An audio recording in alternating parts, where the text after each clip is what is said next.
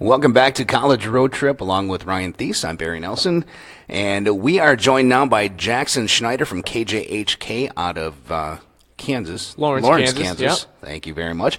Talking Kansas and Big 12 basketball. So, Jackson, first of all, thanks for joining us. We appreciate it. Oh, no problem. Thanks for having me, guys. First of all, talk about Kansas a little bit. They just got moved up in the polls, number one, ahead of Gonzaga after Gonzaga got upset. Do you think Kansas is a legitimate number one and going to be the number one seed in the NCAA tournament? Yeah, I really do. I was actually kind of surprised how long it took for the Jayhawks to hit number one in the polls behind both Villanova and Gonzaga. It took some time. They've been pretty consistent all throughout the year. The one game where they really kind of threw us some question marks was their loss to Iowa State at home.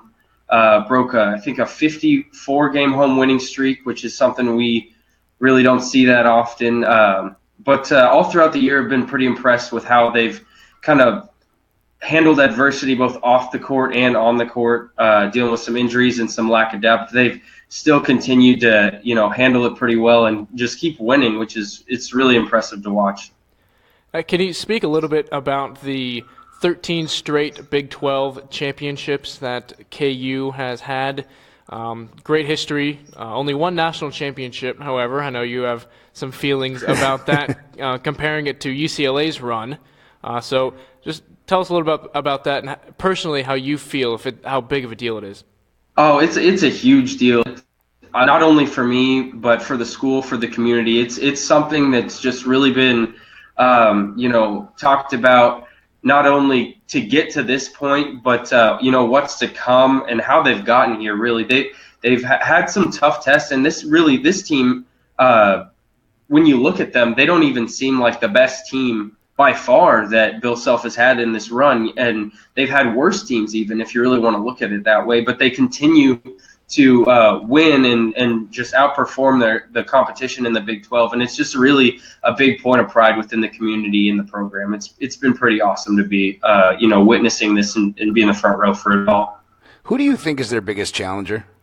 Not only in the conference or nationally? Well, first go conference and then go nationally. I think that Baylor or West Virginia would be probably the number one or number two, but what about conference, how you think in the conference and also nationally? I would definitely say West Virginia, because if you really look at it, in the two games that they played 85 minutes, and West Virginia was far and away better than Kansas for 77 of those 85 total minutes, because West Virginia led by 14 with just about 2.5 minutes to go. Kansas was able to mount a crazy comeback and send it to overtime and kind of control it from there. But in the game back in Morgantown, and then for the most part in Allen Fieldhouse, West Virginia really controlled that game or those games really. And so I would think that West Virginia is really the biggest challenger. Baylor's been really impressive this year also, but they just don't seem to have the same matchup issues that West Virginia creates for Kansas, that same style of play, that, the press Virginia style that just creates havoc for so many teams. And it's really been an issue for Kansas, and they were fortunate enough to grab a win at home against West Virginia. But then when you look nationally, I think Arizona really presents an interesting challenge. I know Joe Lunardi had them in the same bracket not too long ago. I'm not sure if that's still current, but if they were to meet up, I really think that the challenges that Arizona presents on the inside really could create issues, because Kansas's lack of depth, especially on the interior, could really wear them down and cause some problems. Now let's kind of transition here to kind of the bottom half of the conference. K-State, TCU, big bubble teams, and Joe Lunardi's last bracketology. Both of them are out of the tournament. They play tonight. What do you think either of those teams are going to make it in? Which one, or none at all? I think that one's kind of an interesting question, because right now I don't think either of them will make it. But since they both play tonight, someone's got to win. Someone's got to help their resume. And then heading into the Big 12 tournament, if you can grab a couple of wins there and find yourself even losing in the championship game, being on that bubble, being just, the first couple teams out, you're going to be in the conversation. And I think Kansas State really has something to prove. I don't know if they'll be able to get it done tonight, but I would say coming off of that disappointing game at Oklahoma where they lost by 30, and there's all these questions surrounding Bruce Weber and whether he's going to stay or go or be removed as coach. I think that they're going to really have some frustrations to take out against TCU and try and avenge a home loss they took earlier this season to the Horned Frogs. And I think that Kansas State will win this game. Hopefully I'll be proved right there, and my first prediction on this show won't be wrong, but I think Kansas State will find a way to sneak in. I think they'll find a way to be one of those last 4 teams in. National Player of the Year candidates came out today, 3 from the Big 12. You have Josh Jackson, of course, Frank Mason III, and you also have Jonathan Motley from Baylor. Who's your Player of the Year? Oh, for me, it's got to be Frank Mason. There's really nobody that I've seen that brings it like he does game in and game out. There was a stretch at the beginning of the year where Kansas played on the road in Maui and then flew directly to New York to take on Duke. And then as soon as they got home, they'd been playing basketball and traveling for 3-4 days straight. Frank Mason was so determined to will this team to more wins and be the best player he can be. He went immediately to the practice gym and got up shots. And his work ethic just in that little story alone has carried over to, 20-plus points a game. And the unquestioned leader of this team. And without him, Kansas is lost. So I think if you're going true MVP, where would this team be without him? It's got to be Frank Mason. He's just phenomenal. All right, Jackson Schneider, KJHK out of Lawrence, Kansas. Thank you very much for joining us, being our first video conference of the new segment and the new show, and we look forward to having you back definitely during tournament times to talk about how well the Big East is doing and talk about the tournament in general. All right, thank you very much, guys. Look forward to seeing you soon. All right, Jackson Schneider, KJHK, talking Big 12. Now let's transition a little bit to the Big 10. I know around here people are saying, what the heck is going on with Wisconsin? I think a lot of pundits are saying that as they've lost 4 of their last 5, you have Purdue at number 16, Wisconsin number 22. Then you have Maryland, Michigan State making a run, Minnesota, even Northwestern. A lot of people are saying if Northwestern gets this victory, they're going to make the tournament. Yeah, Northwestern had such high hopes just a couple weeks ago about making their first ever tournament, and it just hasn't come out. They've lost 2 in a row. They're starting to get into that must-win territory and make some noise in the conference tournament, and that's never a good place to be if you are a bubble team. But they got a great point guard in Bryant McIntosh. Mm-hmm. If he can really just prove to be that leader in this team, get the groups together, make them realize that, hey, our program has never made it to the NCAA tournament. If we just buckle down real hard for these next 2 weeks, we can really make history here for this school. Doesn't matter what really we do after that. If they just make the tournament, it is going to be a huge deal for the Wildcats. Well, the thing is, they have 2 tough games. They play Michigan at home, and then they host Purdue at home, and Purdue obviously being the number 1 team. Caleb Swanigan going to be Conference Player of the Year, I think, in my mind. It's going to be interesting to see if Northwestern gets in. I think with 20 wins under their belt, I think they do get in. I think they're one of the 7 that actually get in. Michigan State, like we said, making a run. They're 18-11. They're starting to come on a little stronger. They beat Wisconsin by 10 at the Breslin Center. And, you're always going to have those top 3 or 4 teams in Wisconsin, Purdue, Maryland. Michigan State, I think, gets in. I think Northwestern gets in as well. It's going to be interesting to see if Richard Pitino can get Minnesota in.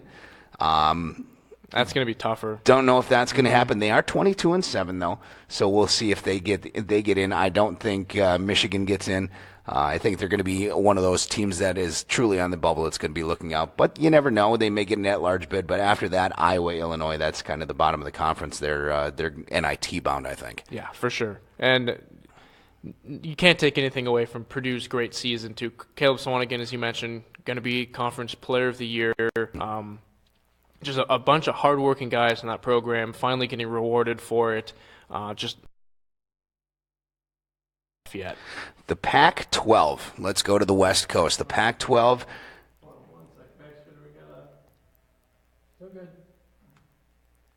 The Pac-12, we want to take a mention onto the left coast here because a lot of people talking about these teams, especially UCLA, Oregon. They have 3 teams in the top, the top 7, with Arizona, Oregon, and UCLA. California played Oregon to a 2-point game last week. Utah maybe gets in. Don't know if they do. USC really making a push now. But the 3 top teams that we're looking at, UCLA, Oregon, and Arizona, are the teams that everybody's talking about. Yeah, definitely. Arizona and UCLA, I think, are not a few steps, but one step ahead of Oregon at least. And Oregon is ranked higher than UCLA. They're the conference leader as of right now, or tied with Arizona at the top of the Pac-12 standings. I think it just kind of fool's gold there with Oregon. But I think UCLA, Arizona, real legit Final Four contenders, especially Arizona. They got some great size inside. And a little experience, too. Yeah, very experienced. And they got some new guys, too. But one of these times, as long as Wisconsin is not in the same bracket as U of A, they will most likely make the Final Four.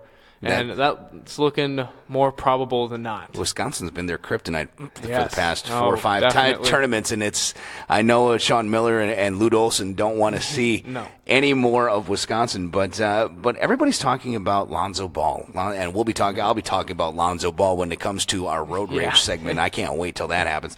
But is he legit? Is he the number 1 guy? Is he the guy that's going to go number 1 in this draft? I hope not, because of his dad. That has a little bit to do with it too. But I think a lot of his success has to do with TJ Leaf too. Right. People overlook how good of a year TJ Leaf is having for the Bruins, and that really, it's like Michael Jordan, Scottie Pippen type of thing. They can't have each other without each other. Steph Curry, Klay Thompson. Yeah, exactly. You never know. So those are our bubble teams. We kind of dove into the bigger conferences. Next week, we're going to take a look at some of the mid-majors. We're going to hopefully get somebody on to talk mid-majors and their conference tournaments, because usually with those mid-majors, they only get either the conference tournament champion or the regular season conference champion, or sometimes they get both, but it's very rare that a mid-major conference would get 2 teams in, or even more than 2 teams. So we'll be talking about that next week. Yeah. But I want to change gears here a little bit and talk women's college basketball. UConn. What more can you say? Are there any other teams? Yeah, right. Are there any other teams? There's 104-game winning streak. They beat South Florida by 28 last night. Are they going to lose again? Ever? They have to, maybe in the next 2 to 3 years. But they will eventually. Some people have said that it might be a bad thing for women's basketball, but I think it's a great thing, because without that, we wouldn't be talking about college women's basketball right now. There wouldn't be a full ESPN set at a game at South Carolina to cover. It was their 100th consecutive win at that time, but that would never happen without this huge streak. Yeah, it takes away from the competition, makes people question why they're even playing if they're just going to lose to UConn each time. But it's getting a lot more exposure, and it can also give people the motivation to be the first team to beat UConn, because that's almost going to be historic in its own right. So you think that women's college basketball now is bigger than back when, say, maybe a Rebecca Lobo was playing for UConn, or Brittany Griner was dunking for Baylor? You think it's bigger than that now? Yeah, I think so, because that was more on an individual basis. This is about a team. This is not just about one team either. This is a team throughout the years. And I think people like to connect more with teams rather than just individuals. But when you constantly are getting the best players in the country, how is anybody going to even be able to compete and beat you? I mean, Gino Auriemma has a machine there. And I used to coach girls basketball, and no girl talked about going anywhere except for UConn. Back in the day, it used to be Tennessee playing with Pat Summitt. Now it's UConn and Gino Auriemma. They don't want to go anywhere else, and if they're not going to go to UConn, they cry a little bit. So I mean, when you're constantly getting those recruits, what good does it do for the league? Well, you can only have so many good recruits on a team. They're not going to get every single good recruit. They'll get the best recruits, but there's still better recruits behind that. Doesn't mean that if you're a good high school recruit, you're going to be the best college basketball player. So I think that it's more of a challenge for these coaches and recruiters to find hidden talent, but it's going to make those hidden gems a lot more valuable, and they're going to lose at some point. They can't win forever. Someone's going to take them down. Sometime UConn isn't going to be the machine as it is right now. I think UConn fans should enjoy what's going on right now. I think everyone should enjoy what's going on right now because I really don't see it ever happening again in any high-level sport. I know that's what they said about UCLA back in the 70s. They had never see anything like it, and now all of a sudden UConn's busting their record by 20-some-odd games now. It gives a huge motivation to the people who weren't recruited by UConn as well. Say, oh, we can prove them wrong. You didn't think I was the best high school recruit. Well, here we go. Let's settle this on the court right here, right now. I was reading an article by Martin Fennelly of the Tampa Bay Times. He covered the game against South Florida. He agrees with you. He says it's good for the game. We wouldn't even be talking about women's basketball without UConn, except for maybe when Kim Mulkey from Baylor opens her mouth. Yeah. She had some controversial statements. But he's saying that the country wouldn't even care about women's basketball if it wasn't for UConn. So I guess you're in that boat. Me, I don't know if I necessarily agree with the fact that 104 winning streak is a good thing for a national sport. It definitely brings a lot of onlookers to see what's next. But I don't know if I necessarily agree that it's all that great for the game. But each of us have our own opinion, and that's the beauty of the show. That's the beauty of the show is each of us can have our own opinion, and we're gonna take our opinion and try and voice it and see if people agree with us. But now we're going to get into what we call the off-ramp. This is our segment where we take about 3 to 5 stories from around the world of college sports and bring them to you in case you didn't hear any of it. Just some interesting things happening around the world. Doesn't necessarily have to be college basketball or college football. It can be lacrosse. It can be field hockey. Wherever we find some strange stories, we're going to bring them to you. The first one we're going to talk about is the University of Maine. Not a lot of people know about the University of Maine, the Black Bears. I'm sure you knew that. That was their nickname. This guy knows 300 nicknames in Division I can guarantee you. 351. 351. So the University of Maine, there was an incident between teammates in the locker room where one of their players was Marko Pirovic suffered a broken jaw from a punch thrown by his teammate Wes Myers. Now this happened in the locker room, and apparently what happened was Pirovic was playing some music that Wes Myers told him to turn down. Pirovic said, no, I'm not going to do that. They got into a scuffle, and Wes Myers goes off and cold cocks him, breaks his jaw, knocks out a couple teeth. And then all the Maine players got together and said, oh, he fell in the shower to cover it up so that nobody would get in trouble. And that's supposed to be a team. I mean, it sounds like Coach Bob Walsh has got his work cut out for him because Wes Myers is now facing expulsion. He's also facing criminal charges because of the severe damage that he did to Pirovic's jaw. And Pirovic is going to have his jaw wired shut for the next 3 months. Yeah, he couldn't even give his side of the story to the police because his jaw was wired shut and thus had to provide a written statement about what actually happened and not the shower incident as the other players told the athletic trainers at Maine. The University of Maine. All right, and then we'll move on to the next one is a Northwestern women's game. And it was 23-11 at the time Northwestern was up. And it was after a basket. Northwestern player is dribbling the ball up the court and sees her shoe is untied. This is awesome. When this happens, I wish we had the video to show this. This is great. You would think maybe just pass it off, get your positioning, and then wait for a whistle. Or maybe tell a referee, hey, can you call a quick referee's timeout? Yeah, there was just a basket, so if you notice it, but we're not going to really dive into the intent that this woman had, but she decides to stop her dribble.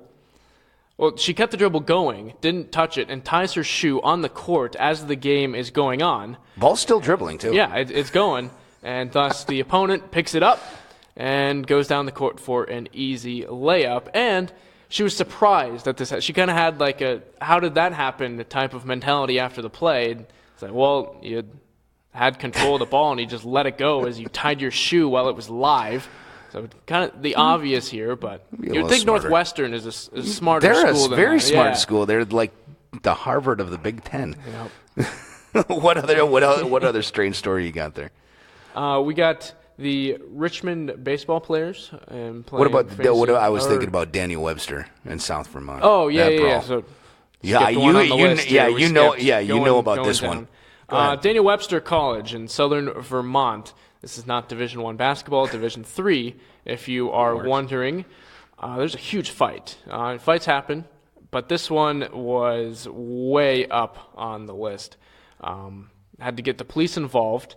There's a gruesome video. If you ever get onto the video, it's kind of tough to watch to see the violence over a basketball game that takes place here.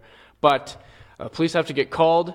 As the police is trying to intervene to break up the fight, the crowd gets in the way, intervenes with the police officer, and other players are enticing the crowd to keep the police away as they continue fighting. So this is still going on. There's some kicking, punching, all biting, the whole 9 yards. And so there had to be 25 police officers to come for backup to finally get this settled. Daniel Webster College ends up forfeiting this game. Game ended right there. There's no way you can continue that.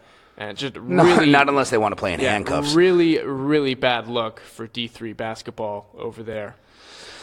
Well, spring is here, so we might as well talk a little bit about some college baseball. The University of Richmond baseball players, there have been 5 of them that have been suspended by the NCAA for their involvement in a fantasy football league. It's absurd. According to the Richmond Times-Dispatch, we'll let you get to that in just a minute. Richmond had reported NCAA secondary violations on February 17th. Pitcher Keenan Bartlett and infielder designated hitter Curtis Brown were among the players named in the report by the Dispatch. According to the NCAA rules, you are not eligible to compete if you knowingly participate in any sports wagering activity that involves intercollegiate, amateur, or professional athletics, and I'm quoting here, through a bookmaker, a parlay card, or any method employed by organized gambling. Examples of sports wagering include, but are not limited to, the use of bookmaker or parlay card, internet sports wagering, auctions in which bids are placed on teams, individuals, or contests, and that's where fantasy football would sit in, and or pools of fantasy leagues in which there is an entry fee required. Now, the thing of it is, fantasy sports are legal. It is actually a law that fantasy sports are legal in Virginia. So these guys are just knowingly, just playing fantasy football. Obviously it's a friendly game, but they put, $20, $40, $50 down and say, all right, winner of the league gets this, second place gets this, like we all do. I know I do. Yeah. And in fact, I'm still waiting for my fantasy football league money. So they're doing this not really thinking that, this could be an NCAA violation. I know I wouldn't. I'd be thinking, sitting in the room with, 10 other guys saying, oh man, I got to get Aaron Rodgers, not thinking, this might be an NCAA violation. Yeah, I'm sure they're not the only ones. Right. In exactly. college athletics.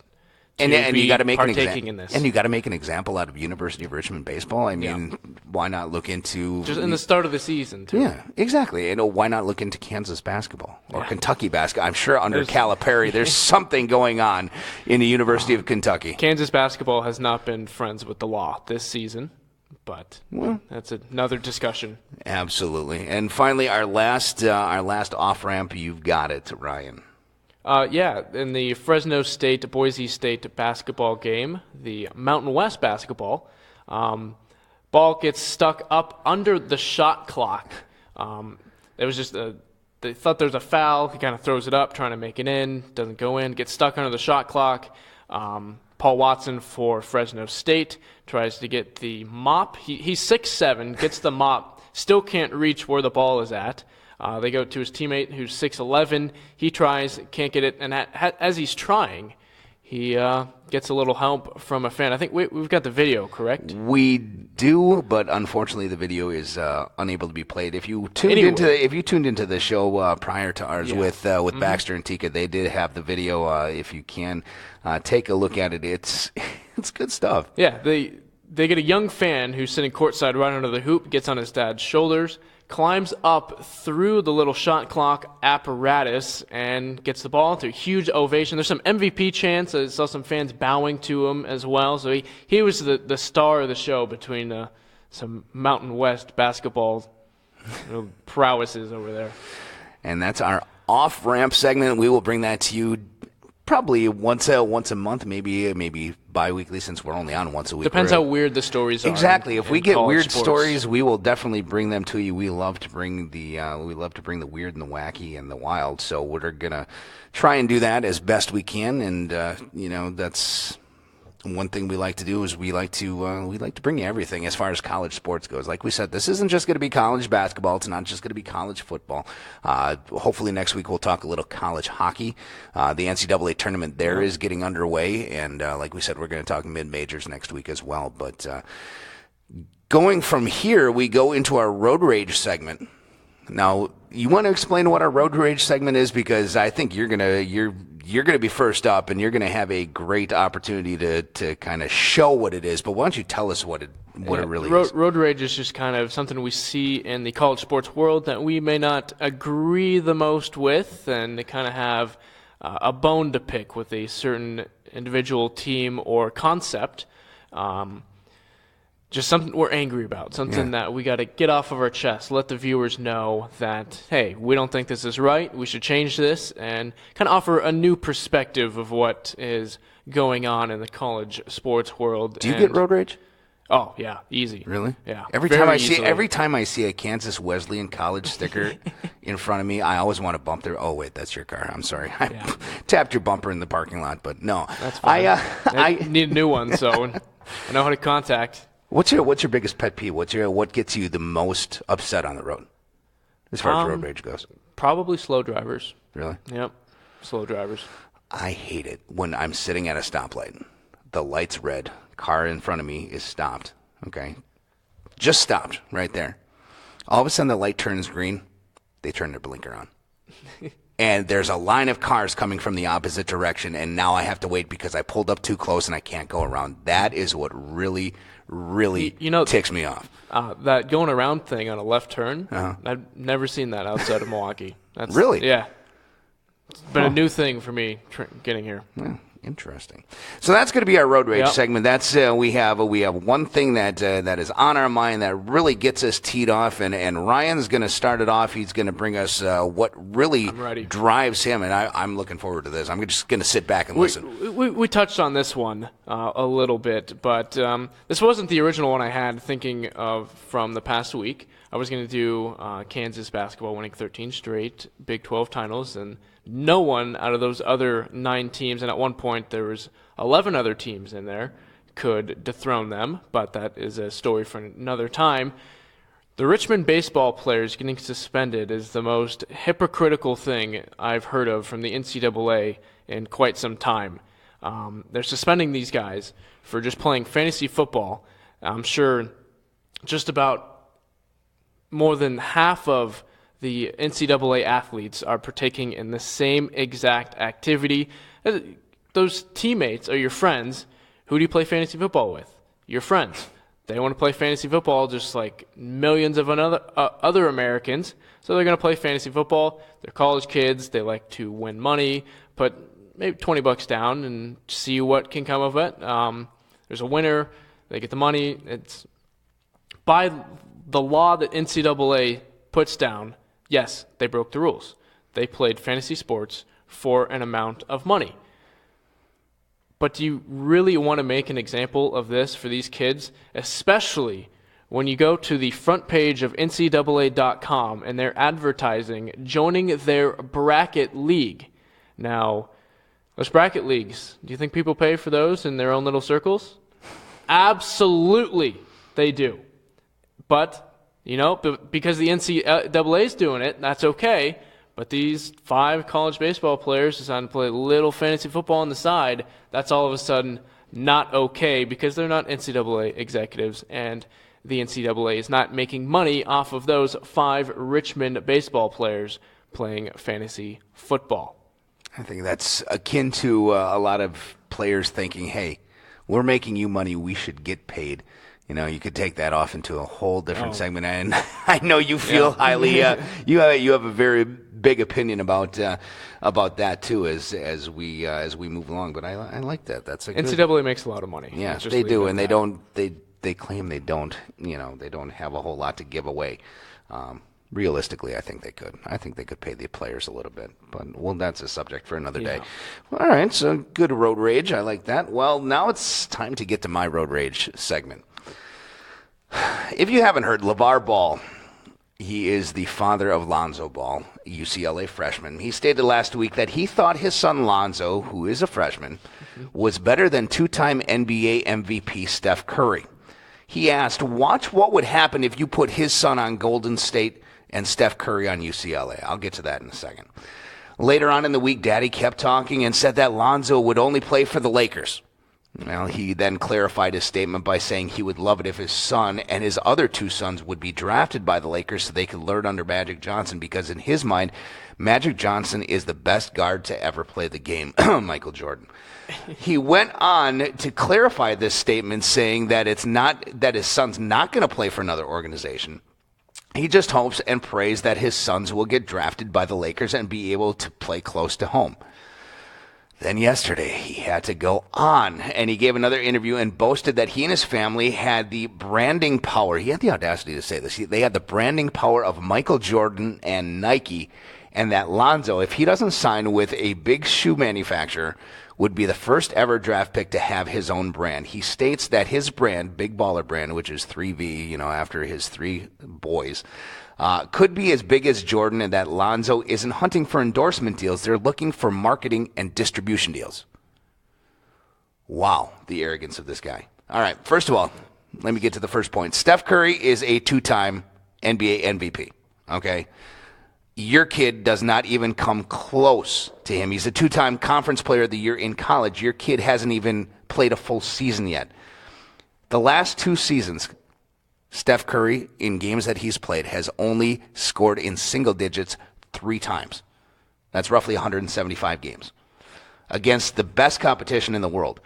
He's averaging over 23 points per game in his career. Lonzo Ball has played 29 games in his lone college season and has scored in double figures in all but 4 games. So you take 29 games, he's got 4 games in single digits. Steph Curry, 175 games, 3 games in single digits. Plus, he's 2-time MVP, and he is he's a world champion as well. He only scored 5 points, Lonzo did, in 36 minutes against UC Riverside. I could score 5 points against UC Riverside in 36 minutes. Highlanders, by the way. Yeah, by that. Jeez, you are just a wealth of it. I love it. But it's fair to say that Steph would dominate at UCLA and Lonzo would be getting carried by Klay Thompson and Kevin Durant. Second one, I understand why he wants to have Lonzo play for the Lakers. I get that. He's close to home. It's a premier franchise, great front office presence, a chance to be a star, and it could happen. The Lakers have the third worst record in the NBA. They're only 1 game from being the second worst team in the NBA besides the Phoenix Suns and the Brooklyn Nets. And it could happen, but you never know with the lottery, with the NBA draft lottery. It is so up in the air. You never know. They could put the Bucks, the Milwaukee Bucks, or the New York Knicks, once again, the envelope in a freezer. Or, they could have it where they put one more ping pong ball in the hopper than should be. But it's not a guarantee that the Lakers are going to be able to draft it, because the Lakers are not going to get the 3rd pick necessarily. They could get the 1st pick, but they could also get the 11th pick. So it's not a guarantee. I get it, though. He wants to be close to home. Playing in L.A., it's Hollywood. He gets to show it off. He gets to show off his stuff. But the last statement is the one that I have a problem with the most. Okay, first off, Michael Jordan is a legend, and he didn't even get his own brand and distribution until 1997. That was right after his 5th NBA championship. He was under the Nike umbrella for 13 years prior, making Phil Knight and himself just a ton of money. There was no pressure to sell and perform because Jordan had already performed, and his stuff was selling. His stuff obviously continues to sell under the Jumpman brand, the Air 23. They sell by the billions. And he can sell retro shoes to a new generation. They got the red. My favorite are the retro 5s. I'm sorry, I just have to put it out there. The retro 5s with the white and the red on the bottom and the black and everything. But it's neither here nor there. But he can sell his shoes, his old shoes, to a new generation of kids that didn't know him or weren't even alive back then. But what has Lonzo Ball done? What has he done? Why would anybody buy his brand? What if he gets to the NBA and he stinks? Or God forbid he have a serious injury. If that would happen, he would forego millions and millions of endorsement dollars that he could have had if he signed with a big shoe brand right out of school. LeBron did it, and he made a record of $90 million contract that he signed. And he continues to make hundreds of millions of dollars off of his brand and off of his endorsement. Lonzo, let me give you a little bit of advice, all right? Keep daddy away from your pocketbook.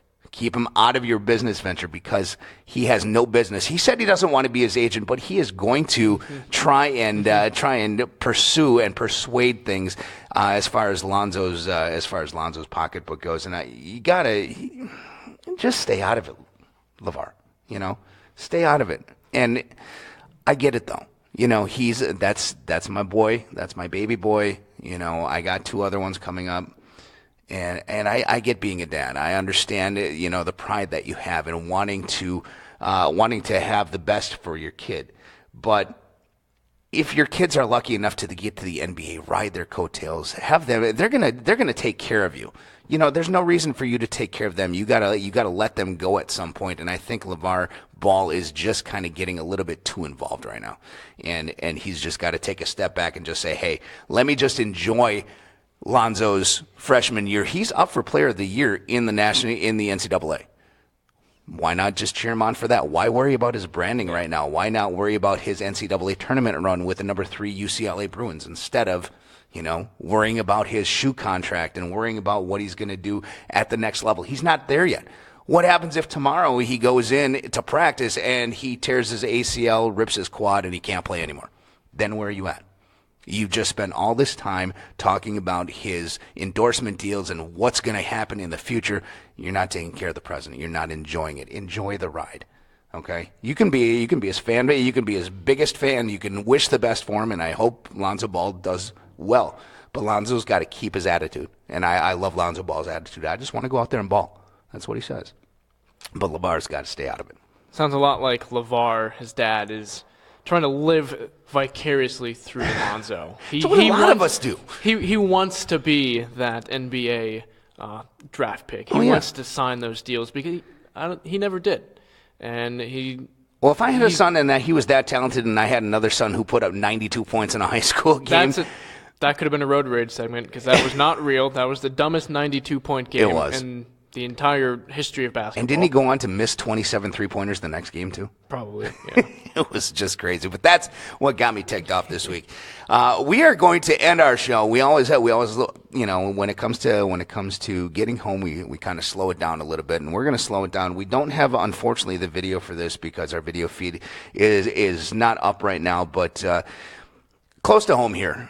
We broadcast live out of Milwaukee in the Central Time Zone, and we have a great story from Marquette. Marquette, we talked about them in the Big East, and they held a special practice. Why don't you tell us a little bit about that, Ryan? Yeah, they held it for Lucas. It was part of the Make-A-Wish Foundation here, and he just went to practice. He liked Marquette basketball, wanted to see his heroes play basketball. So he's at practice, hanging out with the guys and everything, and then to end practice, they called a play for him, and they put him out on the court. There was an inbounds play. I forget who the player was, but threw it all the way to Luke Fisher. I think Coach Wojciechowski said, and by the way, no pressure. We're only down one with a couple seconds left. Yep, that was you got to make it, to Lucas. Get the situation in there. And so they gave him the ball. Luke Fisher picked him up. He dunked it. Everyone went crazy celebrating it, started chanting his name, Lucas, Lucas, and it was just a great feel-good story. Made that kid's not just day, but he's going to remember that for a while. And that's what we love about the Make-A-Wish Foundation is making his dreams come true. And if you get a chance to check out the Marquette Facebook page, the video is up on there, and it's just a great story. Yeah, it was also good to get Luke Fisher his first assist of the year. Ouch. Wow. Yeah, there you go. but Lucas did have a role in making up the play, didn't he? Yeah, he was in the huddle and everything. Got to see it, voice his own opinion on what he wanted to do as well. All right. Well, that's going to do it for our first day here on Bruce Sports, and also our first show for College Road Trip. We enjoyed bringing it to you. We hope you enjoyed it as well. Stay tuned. Tomorrow we'll have some more programming coming up, and we're excited for this new network. It's going to be exciting. We got some great programming coming up. Of course, Baxter and his gaggle of co-hosts are going to be on tomorrow for the morning brew and also for halftime, and we're looking forward to it. Ryan, I enjoyed it thoroughly. I can't wait. I'm looking forward to working with you more and more and more. Yeah, glad we can do it next week as well. All right, we will come back to you next week, Wednesday at the same time, 5 o'clock Eastern. 5 o'clock Eastern. Where am I? 5 o'clock Central Time. There you go. As we bring you all the college sports news that you could want. So for Ryan Thies, I'm Barry Nelson saying so long. For College Road Trip, you've been watching Bruce Sports.